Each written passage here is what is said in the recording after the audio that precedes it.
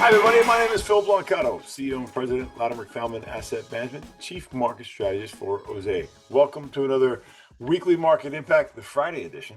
I usually do these things on Monday. The reason why I'm doing it today is I'm traveling, flying Monday. So we're gonna do it today, and I have a special guest. I'll get to Matt in just a second. What a wild week for those of you out there in the world. Like this week, I started, and I do a lot of traveling, as you all know. I went from here to Minneapolis to Fresno, California, and back. Now, while I mentioned Minneapolis was great, I was in northern side around all the lakes, real pretty up there in not Bristol, Brainerd, beautiful spot. I got to see some friends up there. My friend Tesha, one of my new buddies up there, and Brian. I got to go do an event with them. Got to say hello to them, see them, spend some time with regular folks who we manage money for. And it's nice to get out there in the middle of the country. So many people are appreciative of the conversation about. We had a whole conversation about why America is a success story, and I think a lot of folks resonate with that. We see so many negative headlines, but at its core, the United States still the greatest country in the world economically, the biggest by far, the most diversified economy. Our earnings growth on the S&P is indicative of that. Our ability to be productive. Yeah, things could be better. There's always reasons to be better. But we had a fun conversation about why the United States is so unique and powerful. Then I hopped over to Fresno, California, and I got to go into the lower Sierra Nevadas, and I was on a ranch with the Viter group, kind of fun, George Viter and his friends. I got to speak to some folks out there, and why I mentioned that one is about the event ended at about 6 o'clock. Beautiful on a horse ranch overlooking the valley there, where the kind of the breadbasket of the United States is, or at least the fruit breadbasket. I think the farming industry there is incredible, and you see it. It's just this lush, fertile ground. But I got a chance to go up into the Sierra Nevadas after it was over, and I drove to Yosemite. Had never been there before. And I got to see these gigantic trees. Matt, have you ever been out there? These trees are enormous. Oh my God. Yes, it I is was amazing. The trees and just the scale of the mountains too. Yeah, it's an incredibly beautiful spot. I started at 3,000 foot of elevation. By the time I got to the peak, I was probably, I guess, about 6,000. And all these incredible sequoia trees. And I just drove it. I didn't go into the woods. It was kind of getting dark, but there's snow on the ground. So I was very impressed. And what was cool was, and I learned because I'm a nerd sometimes, and I did a little research about sequoias before I took the ride. Well, a lot of them were in burn areas. So there's these sequoias that are unaffected by the burn, and there's these little kind of smaller trees that are bright white because they got lit up and now there's no leaves and they're gonna, I guess, fall over in the next big windstorm. Look like little toothpicks. And it's such a captivating place. It's incredible. It's beautiful. So I have to go back there and do a little hike. That was my week, everybody. So I had a really interesting week. Quick update on markets, and I'll get to my guess in a second. Obviously, we're ripping higher, and what I get such a kick out of for all the talk we've been sharing together about don't panic. There's no reason to think this is going to be a long-term scenario. That when the United States produces its own oil, yeah, gasoline's a bit more expensive, but you got a big tax break, so the U.S. consumer, I think, is mostly unaffected. I have watched pundit after pundit, and I go on TV and I do all this hokey stuff, so I'm a pundit too. But I've watched person after person get on and just absolutely talk fear and destruction about the global economy and the U.S. economy, about what this spike in oil might mean and how we're going to. I saw an economist today talking about the real impact won't make it until June because the spike in prices in the Asian Pacific markets are going to push products higher and then prices are going to explode here. Complete nonsense. You can never make that correlation. How much do they have in supply? Where is the company in the supply demand chain? By the way, seasonality, the globe right now is using less oil and gas because we're turning from winter to summer. There's so many reasons why that's such nonsense. And yet, when you look at the latest numbers on PPI, we got PPI data this week, and it really showed there isn't any inflation in goods other than energy. When we saw the last round of inflation data, the exact same thing. The latest unemployment data this week, we looked at jobless claims and continuing claims. Both came in excellent. So for all the noise and mess and all these constant folks being mad about the pump, well, you just got an increase in your tax return between $600 and $2,000, depending on your tax bracket. Yeah, you might have paid $15 more to fill up your tank. Did it really have a tremendous Of course not. So that goes back to my headlines. Never let the headlines get away of your investment philosophy. At the core of the U.S. economy, is still doing quite good. I won't spend a ton of time on data today, just for fun. For all the noise about the war, the S&P at an all-time high right now. We've blown through 7,000 as this call was 7,136. We're closing in quickly on up 5% on the year. The Dow About to go Dow 50,000. We're just on the cusp of it. Where we're gonna that'll be an all time high. Nasdaq all time high. Small cap stocks all time high. Even the bond market, which hasn't been cooperating as much, is still showing that it's starting to ease off a little bit here. Oil prices, as of right now, just for fun. And granted, I get it. We're still a long way from this resolution. And while the Iran announced today that the Strait was going to be open, the president's saying no, it's not open until we have a concrete deal. It's amazing. We've talked a bit about it on this podcast. It all comes back to economics in the end. They started with bombs and finished with economics. When you strangle a country with resources and they can't feed their people, they have no choice but to come to the bargaining table. Oil, as of right now, believe it or not, down to $83 a barrel on WTI, and Brent crude 89. You'll see your gasoline prices drop by probably 15 cents if this holds. My favorite line of the day was one economist said, "Well, future spot prices, to not confuse everybody. That's what the markets, the commodities markets like to predict the future. They do it based on supply and demand. That it's still up at 160 a barrel, but even that's come down to probably about 130 a barrel now." And the person on TV was unwilling to agree that gasoline prices are going to come down when that's just the way it works. So I just think that I was a little fired up this morning about some of the nonsense we run into, and I hope this podcast is keeping you out of the fray. If you just focus on the facts, remember the old TV show, Just the Facts, Ma'am? You'd be surprised at how successful you can be, and you avoid the nonsense. Remember, you watch all this stuff on TV because somebody wants to sell you something. There's an advertising, so fear sells. Never forget that. This podcast doesn't have any advertisement, David. And with that, I get to bring on Matt Freeze. Hey, Matty, how you doing, buddy? Welcome to the podcast. Thank you very much. Yeah, excited to be here. Matt is the CEO and president of a company I know fairly well, Inland Real Estate Investment Corporation, otherwise affectionately known as Inland. And they do something really cool. I was excited to have Matt on, my buddy Sarita, who hooked us up, is because, when you pay less tax and you diversify your investments, you have much longer success in investing. And Inland, at a company I have always relied upon, and I know very well about their ability to do some really cool things in real estate. But before we get to that, Matt, first of all, who are you? Tell me a little bit about you, if you don't mind. Yeah, no, and once again, Phil, thank you. Really excited to be on the podcast today. So as you said, I'm the president and CEO of Inland. So I'm responsible for the retail business, right? So this is really any of the financial products that we offer to mom and pop investors, right? So just the common person investments. As you mentioned, we offer what are referred to as 1031 solutions. This essentially allows somebody who owns corporate real estate or investment real estate to sell that real estate, defer the gain by investing in what's referred to as a like kind product. And then as long as you continue in those kind of exchanges, you don't have to pay the taxes on it. So it's a tax deferment strategy that can then ultimately be a tax avoidance strategy, depending upon when you ultimately sell the product. So that's probably what we're known best for. But we have almost a 60-year history. We have 16 billion of customer assets, and we focus on all aspects of real estate. So in addition to the tax favored, we're big players in the qualified opportunity zones. We're big players in non-traded REITs and development. So we're super excited about kind of the environment, and like I said, really happy to be here to chat with you and your audience. Awesome. I'm glad you're here. This is a cool topic, something totally different. And the gang likes that, who listens in. So what are you doing this weekend? I got something fun. I'll go first. I've got two parties, well, sort of parties.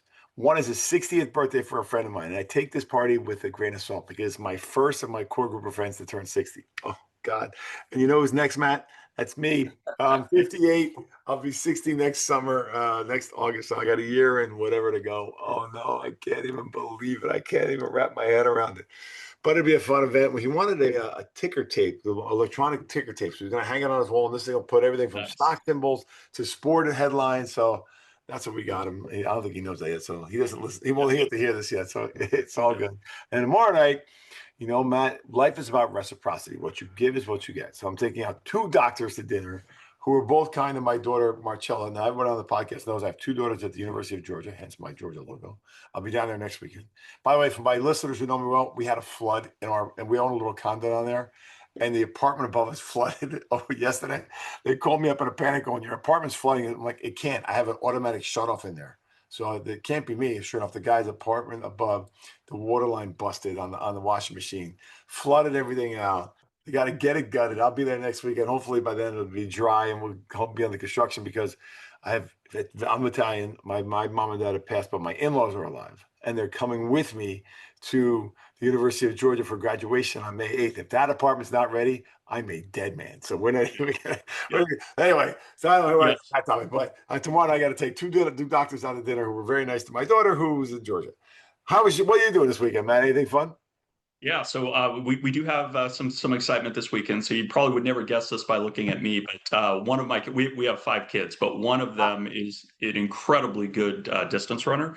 So he's in the Really? middle of his track season right now. He's a senior in high school. He's committed to run for Stanford next year. Wow. So he's legitimately good. And my wife and I look at each other and it's like, how did this happen? But yeah, so he has a meet this weekend, so we'll be watching him run and.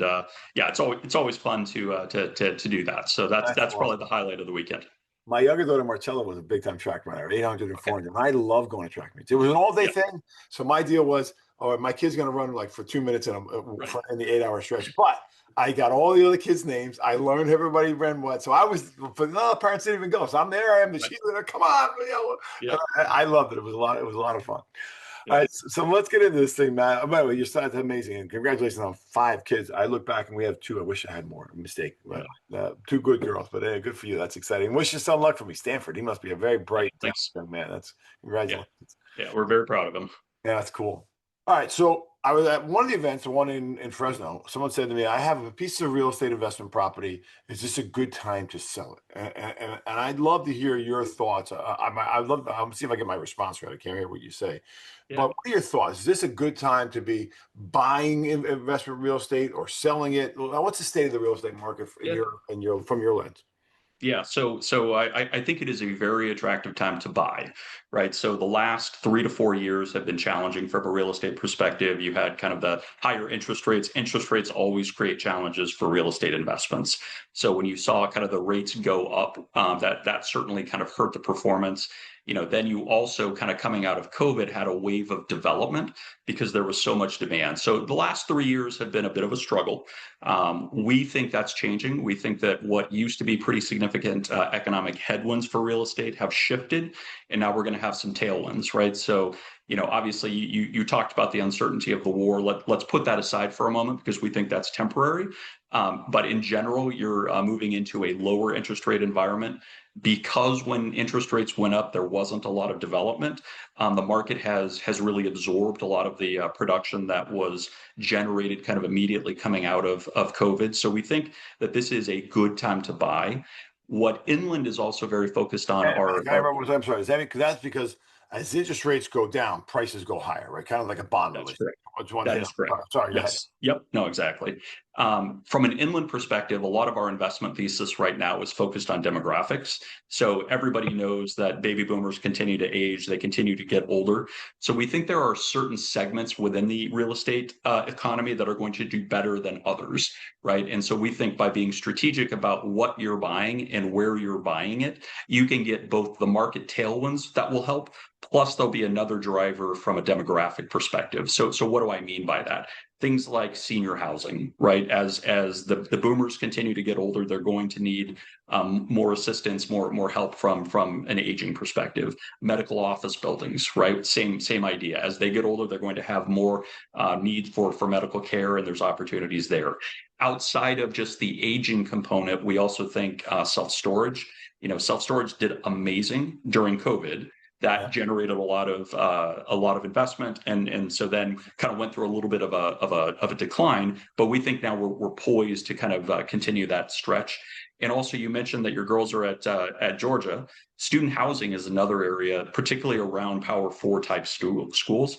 We're seeing kind of reductions in school populations for a lot of smaller colleges, but the Power Four continues to drive through and really do well. And I'll tell you, I went to school at the wrong time. The student housing buildings that they're putting up now that students are living in are amazing. It's like I Oh, was, my daughters live in Shangri-La. I They know, got a I mean, spa, a it's pool, the gym. yeah, It's incredible. yes, I And they're missed building that more. To your opportunity. point, they're building more on the Georgia campus right now. Yeah. Yeah, so we think those areas that are kind of benefiting from those larger societal trends will really take advantage of both the market dynamic, which, at the end of the day, you want the market to be with you, but then having kind of those demographics, the demographics we think will really juice those returns for potential investors. Okay. And it's funny, you're hitting on something that I talk a lot about. When I asked about the housing market, I always say, I need to give it 3, 4, 5 years. We need the Yep. boomers to either get old enough to where they, forgive me, pass on and their house comes into the market, or they finally have no choice but go to assisted living. And that's the change. Yep. So it sounds like you guys are on the forefront of it. So then let's take it into your world. The 1031s, is it something Yep. is it just for tax advantage, or is it a way to build wealth? How do you see the use of Yeah. it? And maybe for a second, explain what a 1031 is Yeah. before we get to that. Yeah, no, absolutely. So a 1031, essentially is marketed to somebody who owns investment real estate, right? So this isn't something that you would use with your primary residence because usually that's not going to be taxed anyways when you sell it. But if you have investment property, and let's say you own duplexes or whatever the case may be, you get to a point in your life where you generally don't want to be an active manager of that, right? You don't want to be getting the phone call at 2 a.m. that to use your example, the pipe above you broke And and they called now me at you're 6 a.m. flooding out. So yeah, Yeah, you're right. exactly. So you can essentially sell that property, take the amount that you're getting or however much you want to exchange, and put that into a quote unquote like kind property. What that means is really any real estate. So it doesn't have to be duplex to duplex. It can be any real estate into any other type of commercial real estate. And you essentially defer the capital gains tax that you would normally be charged on, right? So it is a great way to maintain an exposure to real estate, to potentially go up market in terms of the quality of the real estate that you're doing, because you're going to be taking your money, adding it to lots of other investors. So you can go, in my example, from owning a duplex to owning, a multifamily apartment building, right? You'll So own I'm a not picking portion of that. you guys are picking where the money goes, I assume. And then That's so correct. So I'm so I'm we giving you my property. You guys are doing something with it, and then I go into another investment that you guys have curated. Is that right? That's correct. So essentially, we've got offerings that are in the market. So the investor can compare the offerings and make sure that they feel comfortable. It's not a blind pool. They would know exactly kind of Okay. what they would be investing in. They can look at it, they can see the projections, why we're excited about it. And then they'll ultimately choose to invest the money from the sale of their property into this program. And like I said, that defers the capital gain. So you get to, can maintain your exposure to real estate, potentially get a better asset than what you owned before. And then, you have the ability to essentially enjoy potentially the appreciation, right? If the value of that real estate goes up, you're going to do that as well. So from a wealth building perspective, you get to delay the payment of the taxes, right? So anytime you can keep your investment working for you and not take 30% or whatever out from a capital gain perspective, that's a good thing, right? Because you have more dollars working for you. And then, at least traditionally, real estate has been a good performing asset, right? So you're going to benefit from the growth in that, should the investment work out. And of course, there's no guarantees of that, but generally speaking, real estate does well. And then you're going to be able to exit in the future at potentially a higher price. So to Do I me, get this is a income? Do I get income from that too, or is it just a you price do. So, appreciation? so there's a distribution that they get, right? So typically when you invest, there's kind of a distribution rate that is projected. Now it's not guaranteed, right? And obviously, depending upon how the property does, you can see more or less from there. But yeah, you would go into it with our expectation, just as an example, is that we're going to pay you 4.5%, and that's just made up, right? And you would get that payment kind of on a monthly basis going through. So you give up the necessity of management, you still get some income, appreciation, but most importantly, you defer any tax. So if my Yes. condo in Georgia, which it won't, but I bought it, I don't know, 280 grand, I think I paid. I think I've talked about this podcast, and people know I'm an open book. If it happens to double to 500, rather than pay my tax on it, because it's a secondary residence, I can then give it to you guys, not pay the tax, get some income, get out of the management, and be into other properties and let it sit there for as long as I want. If I want to get out someday, can I eventually sell it if I wanted to? How would that work? Yeah, and one of the things we'll need to talk about is there's really two types of DSTs that are in the market right now. There's what's referred to a traditional DST, and then there's what's referred to as a 721 DST. And I'll try and keep the terminology to a minimum, and I'll kind of explain what those mean. In the traditional DST, the investor should expect to hold that anywhere from roughly 7 to 10 years. Could be longer, but that's generally when the exit occurs. At the any point at the exit, the investor has the option to take the cash. When you take the cash, you have to pay the capital gains, right? So it's tax deferment. Or you can take those proceeds and essentially reinvest in the next offering, right? So you can take it, invest it in another program, and essentially continue that tax deferment as it goes through. Exactly. Now, this always sounds a little bit ghoulish, but the end state for this is many investors will attempt to keep doing that until they pass away. And the reason for that is when you pass away, you get the step up in basis, right? So if you were to pass away when you own it, your heirs get the step up in basis, and then essentially you've avoided paying capital gains tax that entire time. So that's the way kind of the traditional DST works. The 721 is different. 721 is just part of the tax code. One of the terrible things about our industry is we have lots of jargon. But essentially, with this structure, instead of continuing to roll, what happens is typically 2 to 3 years after you've made the investment. So traditional DST is 7 to 10 years. 721 is usually going to be a 2 to 3 year. Instead of selling that property on the open market, the property is what's referred to as upreit into an existing REIT.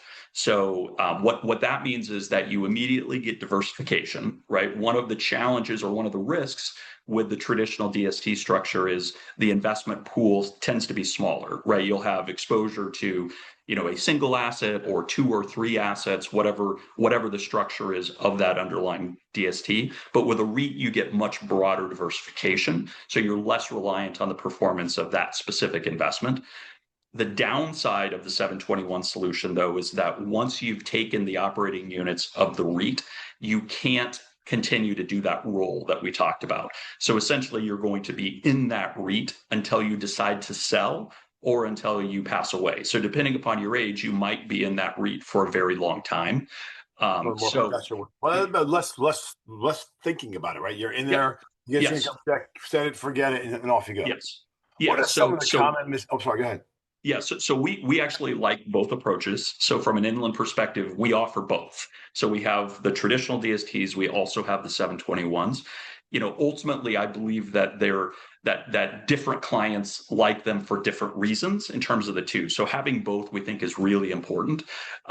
Somebody who's 50, as an example, may not want to be in a REIT for 25, 30 years, right? So the ability to kind of for them to stay more in control and to go through this, somebody who's getting older, once again, not to sound ghoulish, but who, may be thinking that they're going to be passing away in the not too distant future, you can park it in the REIT, and then your heirs get kind of the operating units of the REIT, which tends to be more liquid in terms of when they want to make the sale.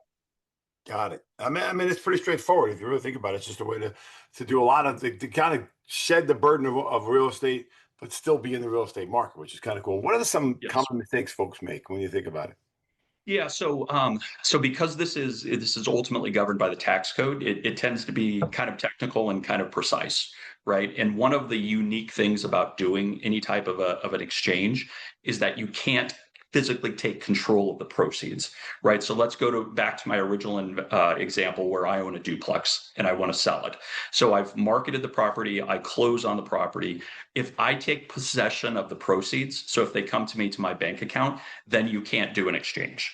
So what you have to do is use what's referred to as a qualified intermediary. So a qualified intermediary is a third-party organization, and it's certainly not something that most people are familiar with. So if you're in this, the financial advisor that you're working with will likely be able to recommend one. If they're not able to, certainly we have relationships with many of them. But the qualified intermediary essentially holds the dollars, right, away from your control. And then when you've decided which product to go into, the qualified intermediary will then fund those dollars. That preserves the exchange. If you take possession, the IRS says we're going to tax you on it. So that's probably the biggest concern. The next area where clients frequently get hung up on things is you've got a timeline in terms of when things happen. So from the time that you sell your property, you have 45 days to identify the programs that you want to go into, right?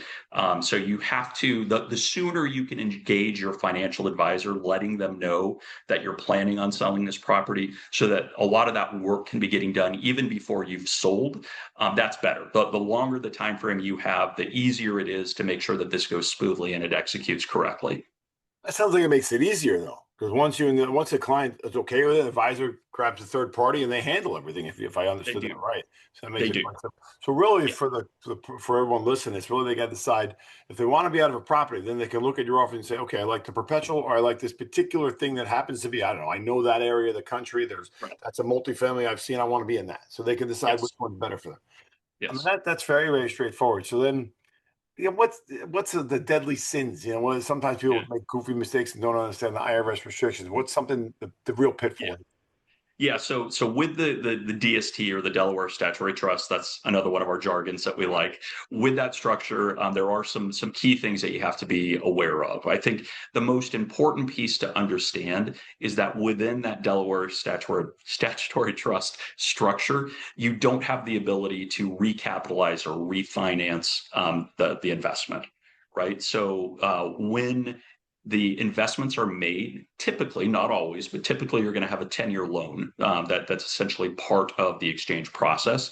And as part of that structure, you don't have the ability to refinance, right? And that's why most of the time you're going to find an exit 7 to 10 years from the time that you invested, right? So you invest. Essentially, as soon as you invest, the clock is ticking and you're getting closer and closer to that loan maturity.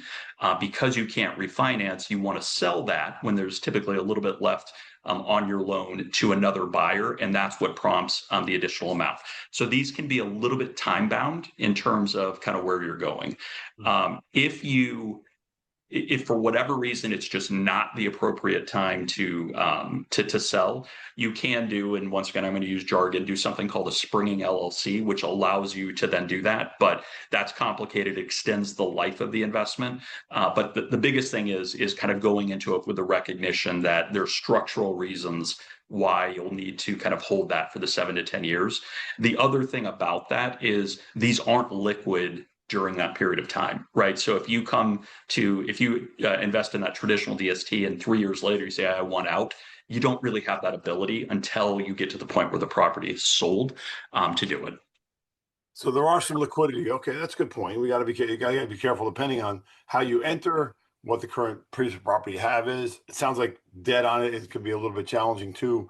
So it does take some time to really sit down with your advisor and make sure it's Yes. the right fit. Okay. Yeah, it's a transaction that you really need to have great communication with your advisor, make sure that they understand kind of the ownership structure. Another one of the issues that you'll run into is the entity that owns the property needs to do the exchange. So a lot of times there'll be a situation where it's like a family LLC that owns property, and you might only be working with one of the family members, right? So you have to be communicating exactly what the ownership structure is, where it is, and kind of go from there. But the more time, once again, that you can provide in advance, the better the experience is going to be for the investor. Especially if you like the income. I get that. Yes.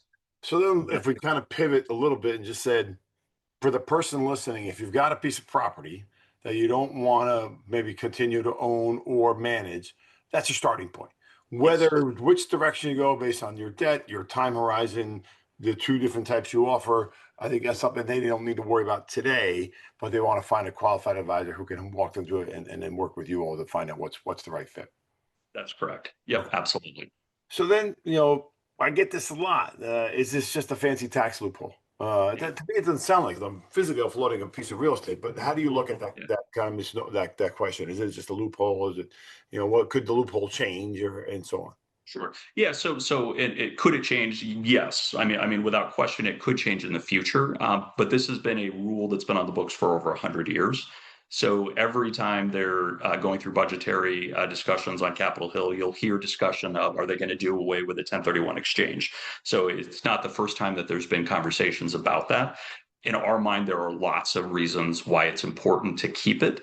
And every time it's come up, ultimately it has been retained in the tax code. So what are some of those reasons? Well, first of all, having the ability. So if you didn't have a 1031, if it was a situation where you were going to get taxed anytime you sold real estate, the incentive then would be for people not to sell until they pass away to avoid kind of that gain. That's not good for the economy ultimately. Every property, every piece of land, ultimately you want it to be put to its best use. And if people are afraid to sell or unwilling to sell, you're not going to have that, right? So there's economic reasons why this is important. The other area where it's crucially important is for farmers, right? Farmers own tremendous amounts of land. Right. As they get older, as they want to do things, being able to sell that farmland and exchange the proceeds is great for rural America, right? And so you tend to get a lot of support from legislatures kind of in more rural areas because farmers have used these for a long time. So is it a tax strategy that reduces your tax? It is, right? There's no debate about that.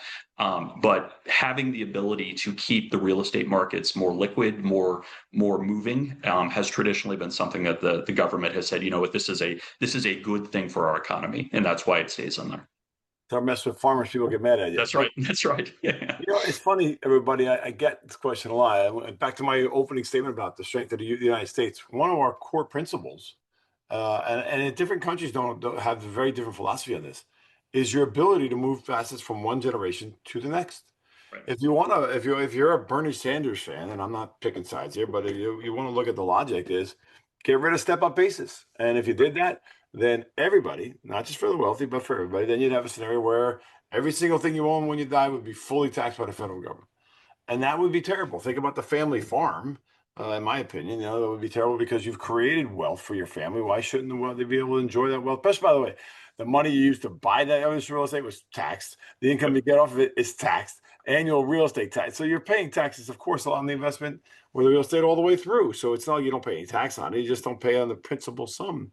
So you guys have built a business around that philosophy, which I think is pretty fascinating. I mean, Yeah. that's at its core, it's why folks get wealthy is because their ability to pass assets from one generation to the next. So then let's talk about full cycle. How many of these have gone full cycle? What's how many bought, managed, sold? What do returns generally look like? Final returns? Yeah. So yeah, as I mentioned, we've been in business almost 60 years, right? And Wow. certainly DSTs weren't the only thing we've been selling in there, but it's been an important product line for us for the last 20 years, certainly, in terms of kind of going forward with it. I think the nice thing is we've got a documented history not only of raising capital but also distributing capital, right? And I think that's critically important for listeners, right? A lot of times people think of these types of programs. It's like the Hotel California. You can check in, but getting your money out is always a challenge. We have, as I mentioned, a long-term history of really kind of putting the money back to the investors once that sale has been done. So I'm looking at some notes here just because I want to make sure that I get the correct numbers. We've completed 149 of these programs, so Wow. 149 full cycle experiences that have gone through that. That equates to 5.2 billion of distributions, right? So money that we've returned to our investors. The average IRR during that period of time is 7.23%. Which equates to a 1.4 equity multiple. So we're really proud of the track record that we've generated. Now, unfortunately, not every program has that same result, right? But in general, that's what the average is, and we think that's a great way. And that I should point out that doesn't kind of include kind of the benefits of the tax deferral, right? So it's actually better than that because you're actually getting that return on the full amount and deferring that taxes. So we think for clients that have this exposure, this is a wonderful opportunity to explore some different strategies on kind of where to, what to do when the time is right to sell your investment property. Yeah, that's powerful. So let's kind of sum this up, everybody. Let's just call it. Well, maybe I'll frame it as a person. You're out there in the world and you own a building because you inherited it from your family, and at this point, or you bought it, and you said, you know, you're getting your rent, and suddenly the building needs a roof, or you're tired about your tenants, and you just want out. So you have a choice to pay a big chunk of capital gain because you inherited from maybe a prior generation, or you bought it years ago. And rather than do that, because if it's $1 million building and you're going to, depending on where you live, you could pay as much as 200 to the federal government and maybe another 10% to the state. So upwards of $300,000. So rather than lose $300,000 in $1 million example, I give it to you guys. I relieve myself of the management. I get income. What is income? Monthly, quarterly? When do I get paid? How often do I get paid? Typically monthly. Okay, I get a monthly check so I can go out and go to the beach and enjoy that income. It's taxable income, obviously, but that's okay. And then at some point, I can pass my shares on to my kids, or for somebody that just want liquidity, depending on which one I'm in, there's a process to getting liquidity. It's not instant, but eventually I can get my money out. Is that fair? Is that have I sum it up okay? That is a good summation. Yes.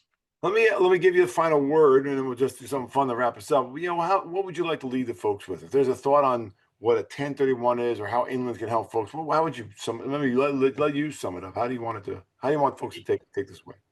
Yeah, so hopefully what I've said is intriguing. Hopefully I've sparked some curiosity. You know, we've got a fantastic relationship with Osaic. We work with the firm frequently. You know, their advisors are really going to be the best place to start, right? And really have that kind of wholesome conversation with them about your objectives, your needs. One of the things that hopefully they will present to you is this concept.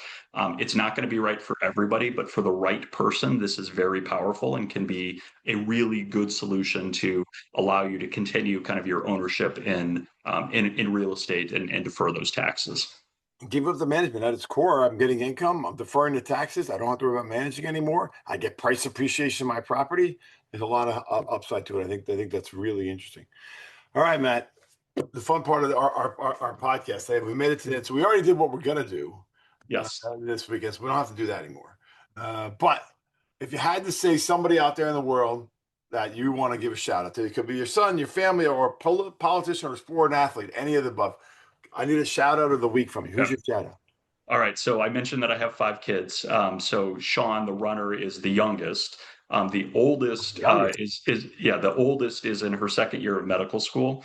Wow. After the second year of medical school, you have to take what's called a step exam, and it's one of those tests where if you don't pass, you don't get to continue on. So it's highly stressful, very something that everybody kind of gets worked up about and kind of focused on. So she did her step exam a week and a half ago. We don't know the results yet, but what an accomplishment to kind of have that in the rearview mirror. And she's now actually in Switzerland enjoying her time, kind of celebrating being done with that. But really proud of all the kids. But those would be the two that I would point out in terms of a specific shout out. Where's she going to medical school? She's going to Creighton. So Man. yeah. So Oh, wow. it's in Omaha. Yeah. Yeah, no, exactly right. My younger daughter, I have two. One is a senior, and she's graduating here in a couple of weeks. And the younger one's a junior, and she wants to be a doctor. Yes. So I think she's crazy. I think your daughter's crazy. They don't make the money they used to make. They got to go to school. They got to deal with the exam. I didn't even know about this. I know my younger daughter's going to take her MCATs this summer, and I thought Yeah. that was And the last. that's a journey. That's Yeah. the journey. I thought that was the last thing. So now I'm hearing there's even something else in the future she's got to deal with. Yeah. Oh my God, this poor kid. Yes. She Yeah. stresses. She stresses way too much.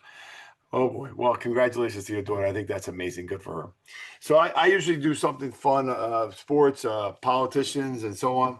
I'm going to do one personal this week too. I'm going to give it out to my friend Danny Piccarillo for turning 60 years old. As a wonderful guy, really wicked smart. Cool story about Danny. He actually got accepted into Princeton University many years ago and didn't go. His family couldn't afford it. They didn't get us. They didn't get us scholarships back then.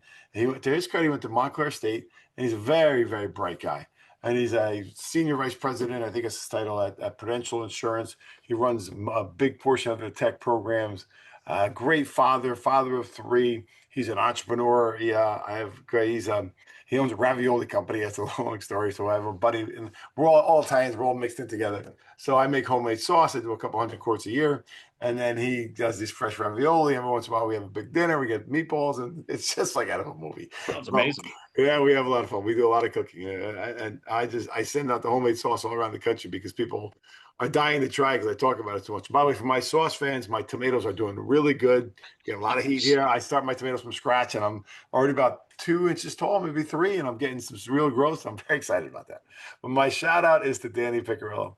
Matt, it was fun to have you on. You're a great speaker. You're kind of new in the spot, so good luck. Congratulations. Is that Chicago behind you, by the way? I'm assuming that's It late. is Chicago. Yes. I actually live in Minnesota. So when you talked about being in Brainerd, it kind of perked my ears up. I live, I'm Oh, in the suburb of Minneapolis, but yes, the firm is headquartered in Chicago. oh, right. It's a great spot. I've been to love Chicago. I mean, Johnny's beef sandwiches in Chicago. If you ever go to Chicago, go to it's That's a the real place. good little chain. Johnny's. Make sure you get your order right when you walk up to the window. Otherwise, they'll yell at you. But nothing like going to Johnny's beef. Good for you, Matt. Thank you for joining me today. I really appreciate it. Yeah. No, it was a lot of fun. I appreciate the invitation.